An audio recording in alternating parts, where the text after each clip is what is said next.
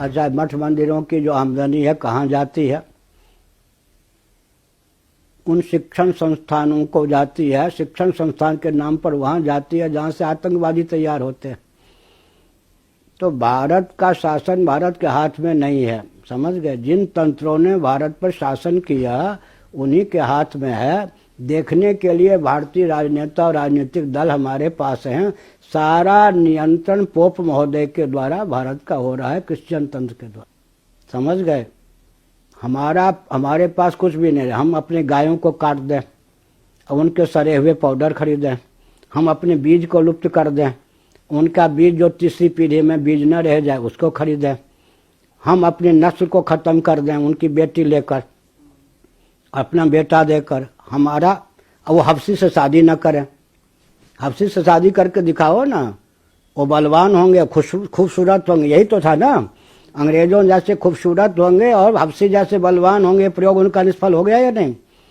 हमको नष्ट, अच्छा अपने यहाँ गुरुतंत्र को रखा है, गुरु जी को माने पोप जी को राष्ट्राध्यक्ष सेनाध्यक्ष बना के रखा है, इतना सम्मान दिया है। हमारे यहाँ शंकराचार्य, मैं भी शंकराचार्य हूँ, 100 व्यक्ति नकली अराजक तत्व शंकराचार्य बना के घुमाया जा रहा है। सारी योजना अंग्रेजों की है कि हम इनसे शिक्षा लेकर मजबूत रहें, और ये हमारी कूटनीति के शिकार होके कुछ नहीं। हमारे मठ भी खोखले, मंदिर भी सबसे बड़ी बात है, मठ मंदिर क्या है जी? आध्यात्मिक दुर्ग, आध्यात्मिक किले। किसी राजा के किले पर आप कब्जा कर लीजिए, राजा सुरक्षित रहेगा। तो सरकारी तंत्र जब ये मठ मंदिर हो गए तो अपने आप आध्यात्मिक कुछ नहीं रहा। शिक्षा, रक्षा, संस्कृति, सेवा, धर्म, मोक्ष के संस्थान थे या नहीं मठ मंदिर? मैं उदाहरण देता हूँ, मूर्ति की बात छोड़ दीजिए, मंदिरों की बात आपने की, चाहे जगन्नाथ मंदिर हो, श्री रंगनाथ मंदिर हो, चाहे केदारनाथ के मंदिर हो, या रामेश्वरम आदि के मंदिर हो, तिरुपति बालाजी के मंदिर हो। मंदिरों की आयु 700-800 वर्ष प्राचीन है। उस समय मुगलों का शासन था। उस समय के राजाओं ने सोचा कि हमारे दुर्ग या किले से हमारी रक्षा नहीं होगी, ठाकुर द्वार से रक्षा होगी। शिक्षा, रक्षा, संस्कृत, सेवा, धर्म और मोक्ष का संस्थान बनाया या नहीं बनाया? आज वो सरकारी तंत्र हो गया। अब आप दुर्गाना मंदिर ले लो, कहाँ का? अमृतसर का।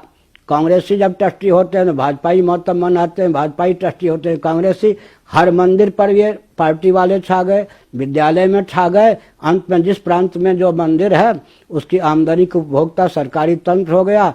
आमदनी उनकी, देने वाले भक्त, आमदनी उनकी, खर्च उनके, और ऑडिट करने वाले उनके, सब उपभोक्ता सरकारी तंत्र हो गया। उसमें से अधिकांश अंश वहां चला जाता है जो मठ मंदिर को मानते नहीं, हमारे अस्तित्व को, आदर्श को नष्ट करने के लिए उद्यत रहते हैं।